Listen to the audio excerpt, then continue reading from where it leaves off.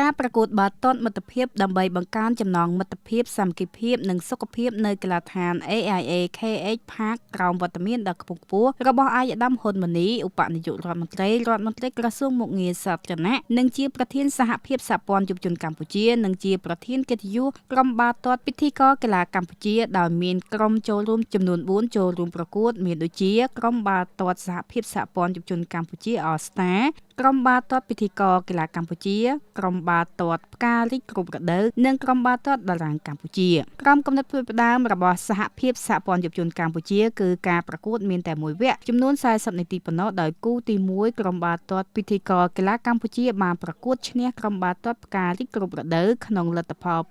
2-0គូទី2ក្រុមបាល់ទាត់សហភាពសហព័ន្ធយុវជនកម្ពុជា All Starបានយកឈ្នះក្រុមបាល់ទាត់តារាងកម្ពុជាក្នុងលទ្ធផល1-0ខណៈការប្រកួតផ្ដាច់ព្រាត់អ្នកឈ្នះជួបអ្នកឈ្នះជាលទ្ធផលដ៏ស្វិតស្វាញក្រុមបាល់ទាត់សហភាពសហព័ន្ធយុវជនកម្ពុជា All Star បានយកឈ្នះក្រុមបាល់ទាត់ពិធីករកីឡាកម្ពុជាក្នុងលទ្ធផលបច្ចេកទេស1-0ក្លាយជាជើងឯកក្រុមបាល់ទាត់ពិធីករកីឡាកម្ពុជាក្រុងជើងឯករងនិងក្រុមផ្ការីកគ្រប់រដូវក្រុងចំណាត់ថ្នាក់លេខ3នៃការប្រកួតមិត្តភាពកម្ដៅសាច់ដុំដើម្បីសុខភាពសាមគ្គីភាពផ្ដល់ស្នាមញញឹមក្រោមម្លប់នៃសន្តិភាពក្រោយបញ្ចប់ការប្រកួតលោកគុជឆាយាអ្នកចាត់ការទូតក្រុមបាល់ទាត់ពិធីករកីឡាកម្ពុជាក៏បានបង្ហាញចំណាប់អារម្មណ៍យ៉ាងដូចនេះថ្ងៃនេះគឺពួកយើងពិតជាសប្បាយចិត្តមែនទែនតែបានខាងសហភាពសហព័ន្ធយុវជនកម្ពុជាដឹកនាំដោយអាដាមបនាយករដ្ឋមន្ត្រីហ៊ុនម៉ាណីក៏ជាប្រធានកិត្តិយសរបស់ក្រុមបាល់ទាត់យើងផ្ទាល់បានរៀបចំការប្រកួតបាល់ទាត់មិត្តភាព4ក្រុមដែលមានក្រុមសសចក All Star ក្រុមពិធីករកីឡាកម្ពុជាក្រុមផ្ការីកគ្រប់រដូវនិងក្រុម Cambodia All Star បាទគោលបំណងសំខាន់គឺលោកគឺចង់ឲ្យពួកយើងរឹតចំណងមេត្រីភាពសម្រាប់ក្រុមដែលជាក្រុមកីឡាប្រភេទមនុស្សធម៌ពួកយើងរួមគ្នាធ្វើការងាររួមគ្នាលេងកីឡារួមគ្នានិងចែករំលែកនៅបទពិសោធន៍ល្អៗរួមគ្នាបាទនៅខែក្រោយខែមិថុនានេះយើងនឹងរៀបចំកម្មវិធីដូចនៅការពីខែដើមខែកុម្ភៈ2025នេះដែលយើងបានរៀបចំកម្មវិធីបាល់ទាត់មនុស្សធម៌ផ្ដល់ឈាមគឺយើងនឹងរៀបចំទម្រង់បែបនេះទៀតគឺទៅធ្វើនៅខេត្តសៀមរាបបាទពួកយើងបានរៀបចំបានធ្វើការយើងបានរៀបចំប្រជុំជាមួយនឹងសាលាខេត្តខាងរដ្ឋបាលខេត្តដើម្បីរៀបចំទីតាំងសម្រាប់ភាពជោគជ័យនោះគឺបានមកមិនមែនដោយសារតែក្រុមយើងមួយទេគឺបានមកពីទឹកចិត្តរបស់បងប្អូនជាមហាគ្រួសារខ្មែរទាំងអស់គ្នាដែលបានចូលរួម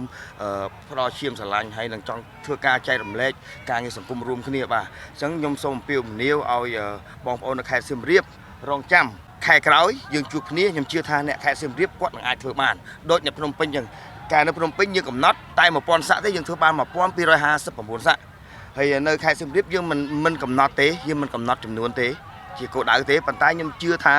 អ្វីដែលយើងបានរៀបចំការប្រជុំជាមួយនឹងរដ្ឋបាលខេត្តលោកគាត់ថានឹងមានមហាជនចូលរួមជាច្រើនគ្រប់ស្ថាប័នគ្រប់ផ្នែកគ្រប់អង្គការគ្រប់ភាគីពាក់ព័ន្ធជាច្រើនដែលគាត់លោកនឹងចាប់អារម្មណ៍ចូលរួមហើយថ្ងៃនោះក៏មិនមានតែការប្រកួតបាល់ទាត់មិត្តភាពតែក្រុមបាល់ទាត់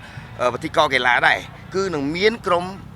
ផែជា2ប្រកួតថែមទៀតក៏លោកមិនទាន់បានបញ្ជាក់ច្បាស់អំពីនេះទេអាចមានការប្រកួតកុមារក្រុមកុមារឆ្នាំខេត្តសៀមរាបលោកនឹងរៀបចំការប្រកួតហើយនឹងមានការប្រកួតក្រុមដូចជាប្រហែលជាក្រុមបរទេសនៅទីនោះដែលលោកគាត់ឆ្លាញ់កីឡាដូចគ្នាហើយគាត់តែងតែធ្វើការងារសង្គមរួមគ្នាជាមួយរដ្ឋបាលខេត្តសៀមរាបបាទយើងផ្ដោតទៅលើការងារផ្ដល់ឈាមជា snow ដោយជាគោលដៅដោយមានការចង្អុលបង្ហាញចំពោះពោះពីសម្ដេចអគ្គមហាសេនាបតីតេជោហ៊ុនសែននឹងមានការចង្អុលបន្ថែមពីអាដាមប្រធានរបស់យើងលោកបានកំណត់ថាពួកយើងគួរតែយកការផ្ដល់ឈាមជាគោលដើម្បីធ្វើការងារនេះបម្រើសង្គមជាតិយើងសម្រាប់ការងារសង្គមផ្សេងទៀតយើងនឹងចូលរួមពួកយើងនឹងចូលរួមគឺពួកយើងនឹងបន្តធ្វើការងារគ្រប់របៀបឲ្យតែមានតម្រូវការឲ្យក្រុមយើងចូលរួមបាទខ្ញុំសូមអំពាវនាវឲ្យបងប្អូននៅខេត្តសៀមរាបហើយនឹងចែករំលែកព័ត៌មានបន្ថែមទៅដល់បងប្អូនយើងដើម្បីចូលរួមទាំងអស់គ្នាហើយមិនមែនតែខេត្តសៀមរាបទេបងប្អូនដែលជាប្រជាពលរដ្ឋខ្មែរទាំងអស់គ្នាដែលជាមហាគ្រួសារខ្មែរសូមលោកចូលរួមផ្ដល់ឈាមទាំងអស់គ្នាព្រោះឈាមពិតជាខ្វះនៅក្នុងពេលបច្ចុប្បន្នជាងយើងសង្ឃឹមថាបងប្អូននឹងចូលរួមធ្វើការងារសង្គមនេះរួមគ្នាជាមួយគ្នាមិនមែនដើម្បីអ្នកណាគេគឺដើម្បីសង្គមជាតិទាំងអស់គ្នាបាទ